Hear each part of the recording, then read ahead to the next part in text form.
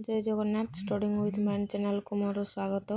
आज आम 7 क्लास जो करूले चैप्टर साइंस जो पढ़ुले विद्युत तार आम आउ देखा कौन कौन रही विषय सारांशटा तापर आम क्वेश्चन आंसर करवा।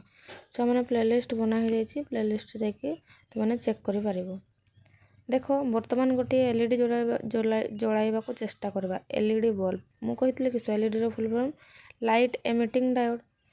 देखा कार्य 3.7 दुईटी विद्युत सेल जेकोसी रंगर गोटे एलईडी गोटे सेल धारक एवं 2 खंड विद्युत तार नियो। देख से नहीं क आउ खे विद्युत तारर उभय अग्रु प्राय 1 सेंटीमीटर प्लास्टिक चांछी दियो जेपरी तार धातु अंश देखा।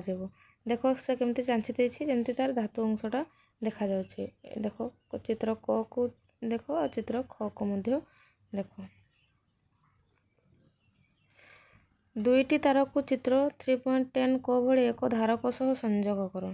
देख केमती धारक सहित से संयोग करछे। 3.10 केमती से संयोग करछे तुम माने पिला माने देख एठी केमती से संयोग करिसंती बुझी गेला। दुईटी सेल को धारक रे खंज जेपरी प्रत्येक सेल विजुक्त माने विजुक्त प्लस अग्र धारक स्प्रिंग सह संयुक्त होइथिबो। चित्र ख देख एक बैटेरी व्यवहार पर प्रस्तुत वर्तमान केउंटी बैटेरी युक्त प्लस अग्र किपरि स्थिर करिवो। सेल युक्त अग्र धारक केउ अग्र सह संयुक्त होइथिबो ताहा धारक युक्त अग्र एवं कोषर विजुक्त अग्र धारक केउ जेउ अग्र सह संयुक्त होइथिबो ताहा होछि माने माइनस बा विजुक्त अग्र। देखो से कनेक्शन हेछि प्लस प्लस तुमे मार्क करो चित्र को ये प्लस ये माइनस ये माइनस ये प्लस ये माइनस ये प्लस ये माइनस बुझीला। सेमती से आमे ताको जोड़ी देइछु बुझीला। देखो तार 5 नंबर से कहिछि देखो वर्तमान बैटरी युक्त प्लस अग्र थिबा तार को एलईडी लंबा तार सहित एवं विजुक्त अग्र थिबा तार को एलईडी छोट तार सहित संयुक्त कर। वर्तमान एलईडी जळुछि कि जदि आमे ताको संयोग कर देबा देखिबा जळुछि ना नहीं तबे आमे जानले वर्तमान एलईडी जळुछि। कौन पाई जळुछि ना प्रथम संयोग रे लंबा तार सह युक्त अग्र एवं छोट तार सह विजुक्त अग्र एलईडी जळुछि प्रथम होछि जळुछि।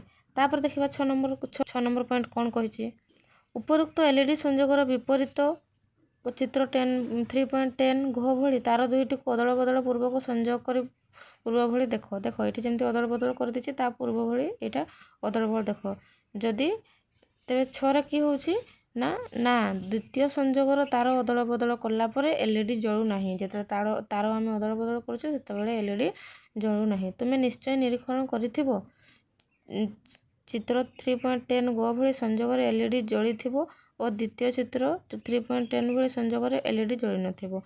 यार कारण होछि एलईडी विद्युत स्रोत केवल गोटिए दिगरे प्रभावित होइताय। से कहिछि गोटिए दिगरे प्रभावित होइताय। जेतेबेले एलईडी युक्त अग्र सह लंबा तार बैटरी युक्त अग्र सह और विजुक्त अग्र सह तार विजुक्त अग्र सह संयुक्त होता है सेतेबेले एलईडी विद्युत स्रोत प्रभावित हुए। से कहला जेतेबेले प्लस प्लस हबो आ माइनस माइनस हबो सेतेबेले से जळि जिवो माने एटा होछि एठी जळिछि आ एठी जळि नाही। देखो एठी होछि जळिछि आ एठी होछि जळि नाही। से कहला प्लस प्लस हेले जळबो माइनस माइनस एटा खाली एलईडी बल्ब बुझिला। तापरे सेतेबेले एलईडी रो विद्युत स्रोत प्रभावित हेबो। विद्युत स्रोत एलईडी मध्य प्रभावित हेले एलईडी जळे।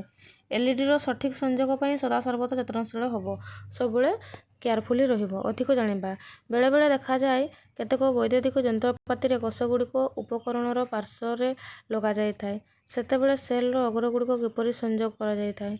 तुमे जदि बैटरी कोठरी मध्य को भल भाबरे निरीक्षण करिवो देखिबो गोटे सेल रो युक्त अग्र अन्य सेल रो विजुक्त अग्र सह एक मोटा धातव पट्टी संयुक्त होइथिबो। सठिक संयोग पई प्लस माइनस चिन्ह होइताय सेति पई बैटरी रे चिन्ह दिथे प्लस माइनस बुझियला। विद्युत स्विच आसो आम गोटे स्विच तैयारी करिबा। देखो एक स्विच एक टॉर्च को किपरि जलाय तबे आम जानबा गोटे सामान्य स्विच रे आम टॉर्च को से जलाय दिए बंद करे ऑन करे। दुईटी ड्राइंग पिन गोटे सेफ्टी पिन और कागज क्लिप 2 खंड तार एवं खंडे कार्डबोर्ड संग्रह कर। से छुआटा केमती संग्रह करछि देखो एठी पिन ତାପରେ ତାର 2 ଖଣ୍ଡ ଆଉ 2ଟା କାଗଜ କ୍ଲିପ୍ ସେ ନେଇଛି।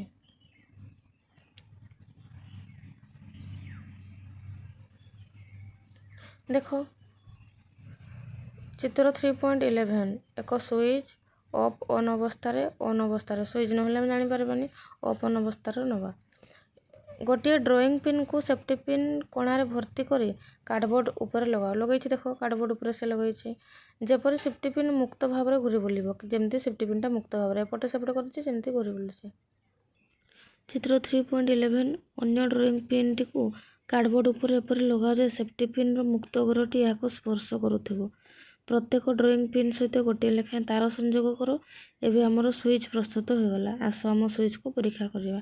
ତେବେ ସୁଇଚ୍ ଆମେ ବନେଇ ଦେଇଛେ ଦେଖ ସେଫ୍ଟି ପିନ୍ ଆଉ କାଗଜ କ୍ଲିପ୍ ଆଉ 2 ଖଣ୍ଡ ତାର ନେଇକି କେମିତି 2 ପଟେ ବାନ୍ଧିକି ରଖିଛେ, ସେଫ୍ଟି ପିନ୍ ଯେମିତି ଘୁରୁଥିବ ସେମିତି ରଖିଦେଇଛେ। ପରୀକ୍ଷାଟା ଛୁଆମାନେ ନେକ୍ସଟ କ୍ଲାସ୍ରେ କରିବା।